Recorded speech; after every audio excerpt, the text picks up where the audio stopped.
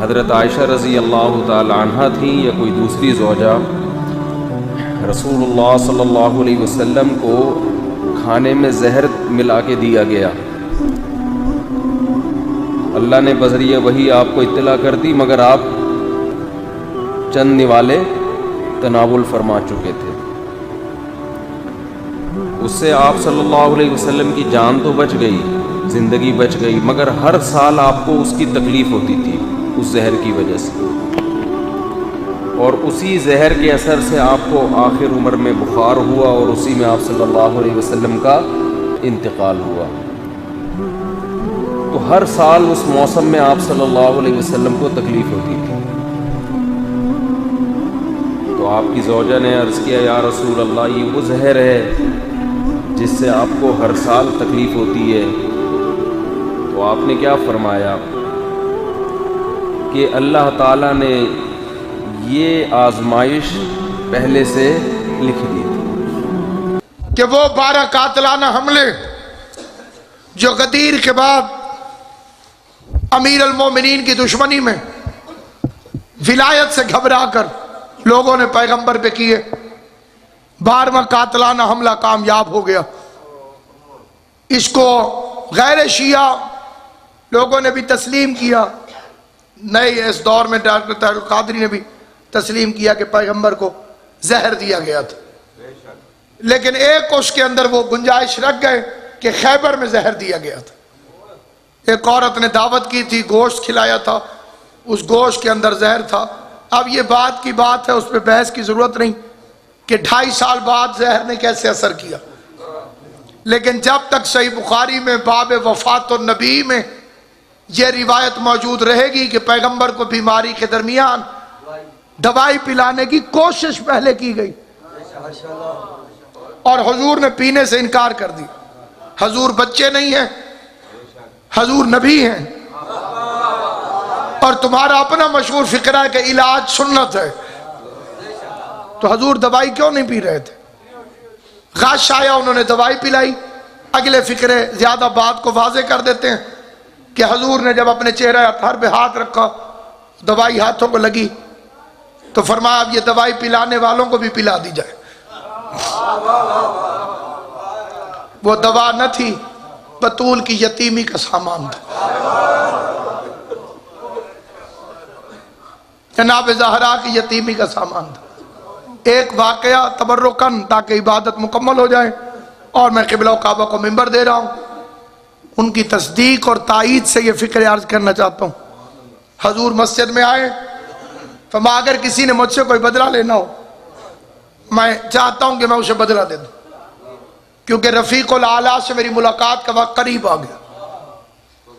ایک صحابی آگے بڑھا، اس نے کہا آپ نے مجھے درہ مارا تھا، میں درے کا بدلہ لینا چاہتا ہوں۔ پیغمبر نے فرمایا میں حاضر ہوں۔ اس نے کہا میری قمیض اتری ہوئی تھی جب آپ نے درہ مارا تھا، اگر برابر کا بدلہ دینا ہے تو قمیض اتاری۔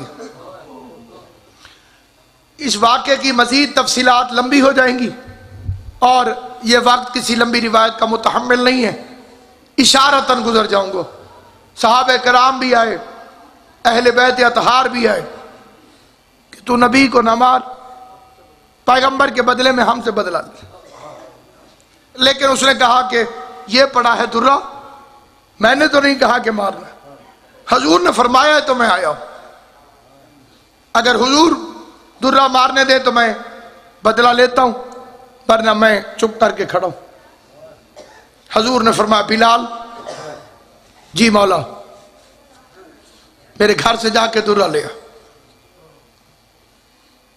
اس کا نام تھا ممشوق، درے کا نام۔ لینے کے لیے بلال دروازے پر آیا، مخدوم کونین نے پوچھا کیوں؟ کہا درہ چاہیے۔ کیوں؟ آپ کے بابا نے منگوایا۔ بلال میرا بابا تو مریض ہے، سفر پہ جاتے ہوئے درہ لے کر جاتے ہیں، سفر کی طاقت تو نہیں ہے۔ بلال جواب نہ دے سکا، رو پڑا۔ رونے کی آواز مظلومہ نے سنی، تڑپ کے کہنے لگی بلال تجھے میرے حق کا واسطہ، جلدی بتا میرے بابا کو درہ کیوں چاہیے؟ بلال نے پورا واقعہ سنایا. ہائے کر کے زہرا کہتی اسے شرم نہیں آئی؟ میرا بابا بیمار ہے. میں رو کے کہتا ہوں زہرا یہ امت بیماروں کا حیا کہاں کرتی ہے؟ تیرے بابا کو تو درہ نہیں لگے گا، لیکن تیرا پوتا سید سجاد بیماری کے عالم میں اس بغیرت امت سے تازیانے کھاتا ہوا شام چلا جائے. مقصد یہ روایت پڑھنا ایک حکم کی تعمیل ہے، اور وہ ایک ہی لائن میں تعمیل ہو سکتی ہے. ایک فکرہ پڑھ رہا ہوں، قبلہ کو منبر دے رہا ہوں. تازیانہ آیا، جتنے میرے اہل سنت بھائی بیٹھے ہوئے ہیں وہ جا کے اپنی کتابوں میں اپنے علماء سے پوچھ کے دیکھیں. جتنے شیعہ ہیں امید ہے وہ میری زبان پر یقین کریں. اور سے کہا میری قمیض اتری ہوئی تھی، پیغمبر نے قمیض اتاری. یہ درہ اٹھا کے حضور کی طرف دوڑا.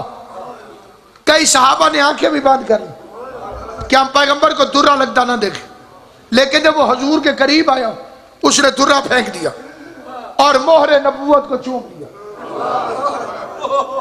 اور ہاتھ جوڑ کے قدموں میں گر گیا. آقا آپ نے کب کسی کو مارا ہے؟ میں تو مہر نبوت کو چومنا چاہتا تھا. روایت ختم ہو گئی.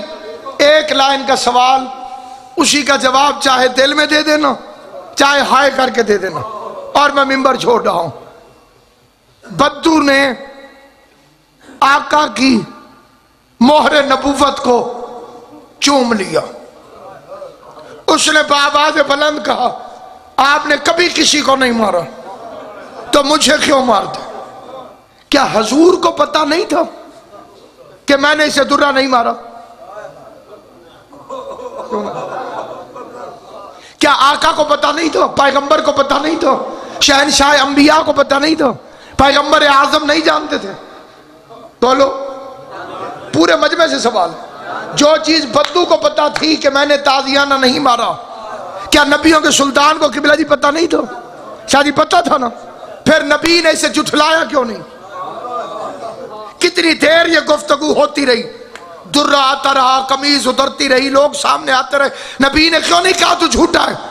شاید محمد مصطفیٰ صحابہ کی تربیت کر رہے تھے کہ دیکھو میں نے اسے بھی خالی نہیں بھیجا جو میرے سامنے آ کے جھوٹا حق مانگ رہا تھا.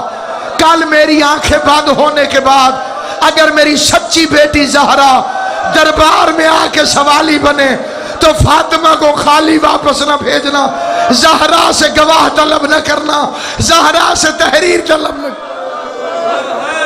فَسَيَعْلَمُ الَّذِينَ ظَلَمُوا أَيَّ يَوْمٍ